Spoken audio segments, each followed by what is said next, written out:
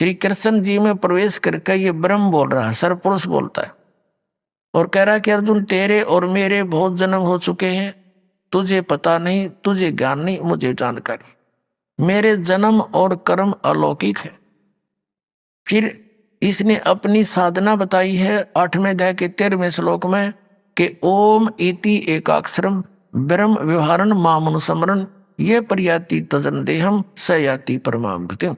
मुझ ब्रह्म का केवल एक ओम मंत्र है, एक अक्षर ओम है, नथिंग एल्स।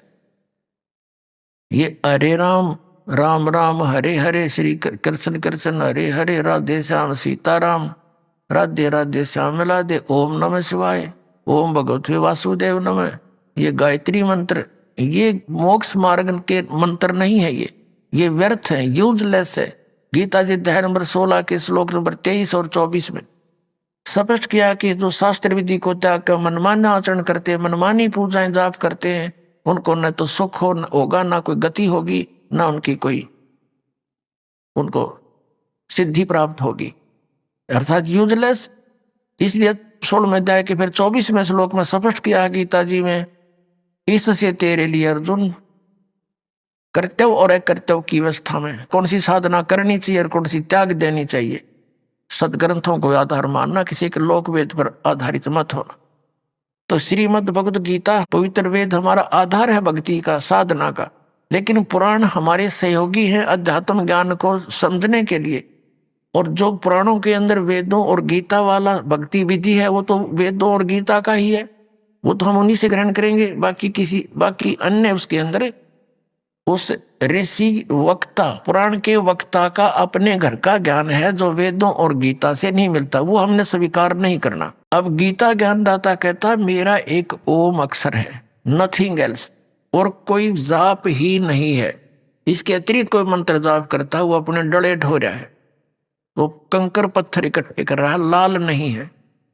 ये ब्रह्म सत्र का है, और जो इसकी साधना करता हुआ अंत समय में शरीर छोड़कर जाता है तो परम गति को प्राप्त होता है। वो परम गति कौन सी है? ब्रह्मलोक से मिलने वाला स्थान ब्रह्मलोक। और गीता जी अध्याय नंबर 8 के श्लोक 16 में कहा कि ब्रह्मलोक पर्यंत वहां तक गए हुए सभी पुनरावृत्ति के अंदर है, उनका भी जन्म मृत्यु बना ही रहता है। ये खुद कहता है ब्रह्म, श्री कृष्ण में प्रवेश करके गीता ज्ञानदाता बोल रहा है कि मेरा कोम अक्षर है और तेरे मेरे बहुत जन्म हो चुके अर्जुन, हम अविनाशी नहीं है। इसलिए 7वें अध्याय के 18वें श्लोक में गीता ज्ञानदाता अपनी गति को भी अनुतम बताता है। अनुतम यानी गति व्यर्थ, क्योंकि जन्म मृत्यु मिटे नहीं, और जब तक जन्म मृत्यु का रोग नहीं कटेगा तो सुख हो नहीं सकता, शांति नहीं हो सकती। शांति तो सतलोक में होगी जहां सुख ही सुख है, दूसरी वस्तु ही नहीं है। अब इसलिए उसने अपनी साधना को अनुतम बताया है। और ये नकली गुरु, ये आचार्य है, ये हमारे बाग में लिखे थे, इन्हें बैठा दिया। और ये क्या कहते हैं, इनसे कोई पूछता है कि अनुत्तम माने क्या होता है स्वामी जी, कि अनुत्तम जो घटिया और उत्तम, उत्तम मिला अच्छा। और फिर जब उनसे पूछते हैं कि गीता जी अध्याय नंबर 7 के मंत्र 18 में गीता ज्ञानदाता अपनी गति को अनुत्तम क्यों कह रहा है? अरे अरे तू समझा नहीं, अनुत्तम माने जिससे उत्तम और ना हो। अरे फुटे वाग धरे, अब ज्ञानी न था नहीं, इन्हें सट्टे मारेंगे फिर ये। अब जैसे एक उत्तीर्ण है, उत्तीर्ण माने सफल, अनुत्तीर्ण माने फेल। अब किसी बच्चे के पीछे लिख दिया रिजल्ट में अनुत्तीर्ण, और वो नौका है घर जाके कि ना अनुत्तीर्ण का अर्थ होता सब तो पास है, जिसका बराबर कोई पास है ना हो तो बकाले बेसिक, लेकिन वहां लिखा ना पावा तुम्हारा अगली क्लास में। तो ये नकली गुरु न्यू बतावे, और कुछ न्यू कहे हैं कि भाई अनुत्तम माने जिससे श्रेष्ठ कोई ना हो। अरे भले पुरुषों, कहते समाज के अंदर ऐसा होता, समाज के अंदर ऐसे होता। अरे सीधा ज्ञान इसमें समाज के आ गया। गीता ज्ञानदाता कहता है कि मेरा एक ओम नाम है और मेरी साधना करने वाला ब्रह्मलोक में जाता है। गीता जी में स्पष्ट 8वें अध्याय के 16वें श्लोक में ब्रह्मलोक पर्यंत भी गए हुए वापस आते हैं, जन्म मृत्यु होती है। इसलिए 7वें अध्याय के 18वें श्लोक में गीता जी में कहा कि यह मेरी गति भी अनुत्तम है, ये घटिया है, व्यर्थ है, क्योंकि ये पुण्यात्मा जो नेक आत्मा ज्ञानी आत्मा है तो अच्छी परमात्मा प्राप्ति के लिए यत्नशील है, लेकिन ये मेरे वाली अनुत्तम घटिया गति में ही सचित है।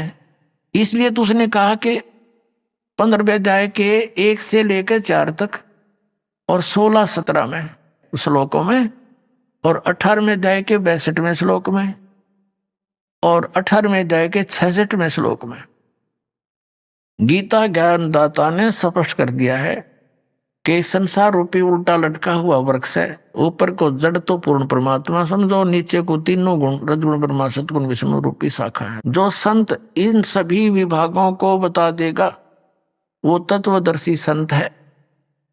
और गीता जी अध्याय नंबर 4 के श्लोक नंबर 34 में कहा है कि जिस तत्व ज्ञान के बारे में सच्चिदानंद घन ब्रह्म की वाणी में 4थे अध्याय के 32वें श्लोक में कहा गया है कि वो सच्चिदानंद घन ब्रह्म की वाणी में ब्रह्मण मुखे उसके परमात्मा के मुख कमल से उच्चारित वाणी कबीर वाणी में जो विस्तार के साथ धार्मिक अनुष्ठानों का ज्ञान दिया गया है, यज्ञों का, वो तत्व ज्ञान है। 4थे अध्याय के 34वें श्लोक में कहा कि उस तत्व ज्ञान को तू तत्वदर्शी संतों के पास जाकर समझ, वो तत्वदर्शी संत तुझे बताएंगे। अब तत्वदर्शी संत की पहचान बताइए 15वें अध्याय के प्रथम श्लोक में गीता जी के उल्टे लटके हुए संसार रूपी वृक्ष के सभी विभाग जो बता देगा स वेदवित, वो तत्वदर्शी संत है, उससे पूछो। अब ये तत्वदर्शी जगत गुरु सेवक होके उतरे इस पृथ्वी के माँ और जीव उदाहरण जगत गुरु बार बार बलि जाऊं। जीव उद्धार करने के लिए वो कबीर परमात्मा वो जगत गुरु बनकर तत्वदर्शी संत की भूमिका करने के लिए यहाँ आए और 120 वर्ष तक रहे, सह शरीर आए, सह शरीर चले गए। तो यहाँ क्या बताते हैं, तत्वदर्शी संत कौन होगा? जो उल्टे लटके हुए संसार रूपी वृक्ष के सभी पार्ट्स बता देगा, विभाग बतावेगा। तो परमेश्वर ने 600 वर्ष पहले उस सच्चिदानंद घन ब्रह्म की वाणी में ये भाग बता रखे थे।